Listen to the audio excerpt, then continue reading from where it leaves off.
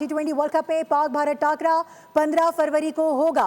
हुकूमत पाकिस्तान ने green shirts को मैच खेलने की इजाजत दे दी है। वजीर आजम शहबाज शरीफ कहते हैं कि पाकिस्तान बांग्लादेश के शाना बशाना खड़ा है। कौमी टीम पूरे फख्र और एतमाद के साथ मैदान में उतरे। ICC ने घुटने टेक दिए, पाकिस्तान की तमाम शराइत मान ली। बांग्लादेशी टीम पर जुर्माना आयद ना करने का ऐलान भी कर दिया। T20 वर्ल्ड कप में पाक भारत मुकाबले की राह हमवार। इतवार को कोलंबो में बड़ा मार्का होगा। गैर मुनसिफाना रवैये पर पाकिस्तान ने वाज़े और दो टोक मौक़िफ़ अपनाया। भारत नवाज ICC ने घुटने टेक दिए। PCB की तमाम शराइत तस्लीम कर ली गई। हुकूमत पाकिस्तान ने भी मैच के लिए ग्रीन सिग्नल दे दिया। श्रीलंकन सदर का वज़ीर आज़म शहबाज शरीफ से राब्ता। बांग्लादेश ने भी भारत से खेलने की दरख्वास्त की। हिमायत पर पाकिस्तान का शुक्रिया अदा किया।